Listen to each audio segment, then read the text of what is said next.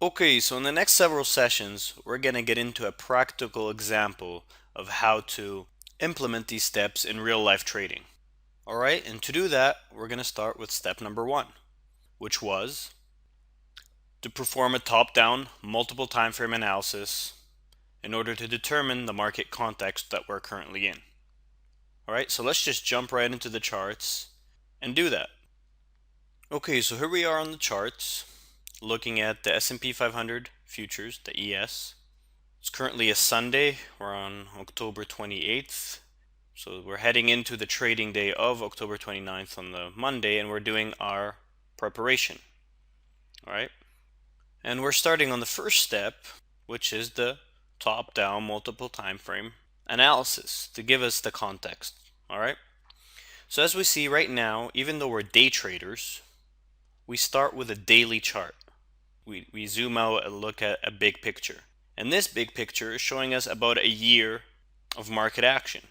So right now, we're in November, and we're looking back all the way to the previous October, November. So it's about a year's worth of data. Each bar is a day. Okay. And as we can clearly see, the biggest picture shows us that we're in an uptrend, right?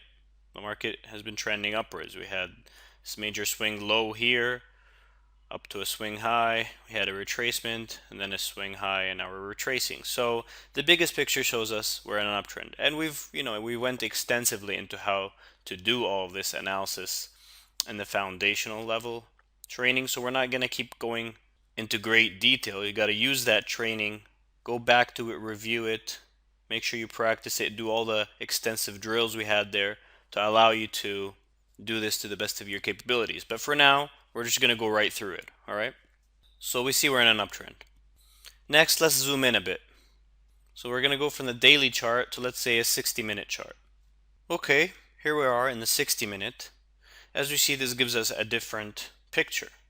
So on the daily chart, we noticed that we were in an uptrend. But here, what do we notice? Well, we noticed that, first of all, there was a major balance area here. All right, so let's just draw that in pretty quickly. Okay, so here's the profile of it. So is our balance area. But we notice that now, as we were moving sideways, balancing and building value, we've now recently, in the last 3-4 days, broken down to the downside out of this. All right, and now we're building value right here, showing a mini balance area that's starting to develop.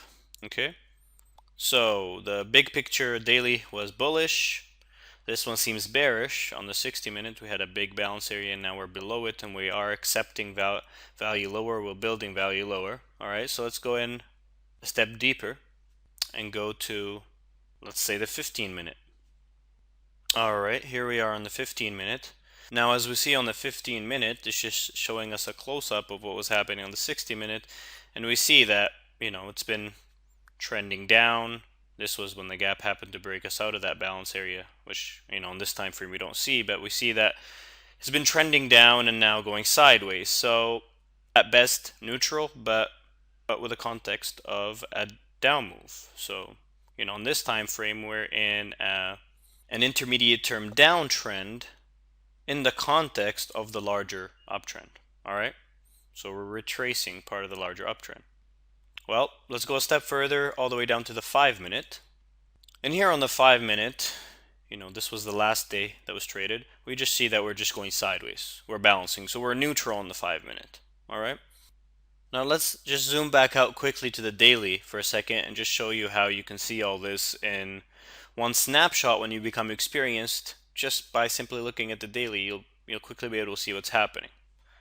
Okay, here we are back to the daily. And as we see, like we said, it was an uptrend. All right.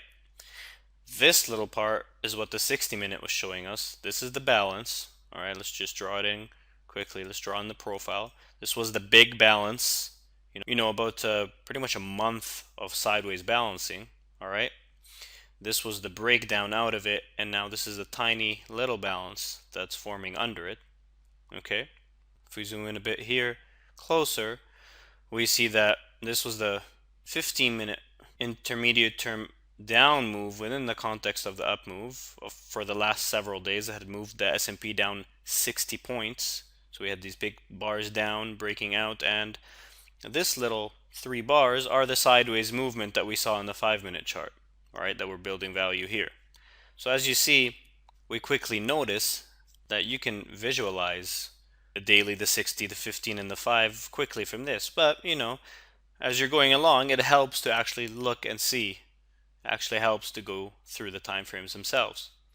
And so quickly, what our basic conclusion right now is that we are neutral at the shortest time frame. We're going sideways on the 5-minute. We're bearish on the two above that, the 15 and the 60. We had this big sideways balance area, and we've broken out below it, and we're holding below it. But on the biggest time frame, it's all happening within a bullish context. It's all a normal pullback within a larger uptrend. Okay? So given all this, what is our bias here? Well, that's going to come once we've dissected and understood everything else around the situation, and then when we actually put in the scenarios, the what if then analysis, and then you'll see what the bias is in general and what it's likely to be under specific scenarios. But this is a crucial step to give us the context to be able to get into those scenarios. So we'll need to remember what we found out here, all right? And as you see, it's quick. Once you get practice with this, you'll just notice it, and you won't need to be looking, redoing the daily one every day. You'll know this isn't going to change. The daily is not going to change, so you'll know you're in a daily uptrend when you're trading the market live, and you'll know what's happening on the bigger time frame. So from day to day, this will just be slight updating on a daily basis of now what's happening, but you're going to know this picture. I'm just teaching you how to do it to begin with, all right? Now let's zoom back in and do a bit more analysis on the shortest of the time frames. Okay, so here we are on the lower time frame again, on the 15-minute chart, and I've drawn in this profile, right, volume profile, to show that over the last 4 days, we've essentially been going sideways and building value at these prices. Now, one thing we've learned based on the laws of market behavior that we went deeply into before, right? One of the 10 laws was that trends usually come to an end in the form of balance areas, and new trends usually start from balance areas, all right? So on this time frame, the fact that we have 4 days going sideways in this tight range, building value here, building this high volume node here, tells us that we could likely expect a breakout out of this balance area pretty soon, all right? You rarely just keep in a perfectly sideways area, tight range for too many days, right? We've already spent 4 days in this area. So this tells us that we could likely see a move up or down out of this, right? Now, given the context that we've understood already, right, the bigger picture uptrend, we could be thinking that if we break up upwards out of this, uptrend may be resuming. If we break out downwards out of this and we hold and we sustain value lower, then maybe this intermediate term downtrend is resuming and it's going to get larger before we resume the bigger uptrend, if we resume it at all. So these are the kind of thoughts that are going in our mind right now, okay? But where the analysis is really going to get more sophisticated is when we get into the key reference areas, all right? When we get into where the major support and resistance levels are, who has control of the market at different places, what they mean for the market going forward, who's in control at different big picture scenarios, and what's likely to happen as the market tests those areas. Now, since we're day trading, right, it's going to require us looking from the biggest picture, okay, all the way down to the smallest key reference areas that will provide support and resistance, and they'll all fit in together like smaller pieces of a bigger puzzle. All right, so let's get into that, which is step number 2 in the next session.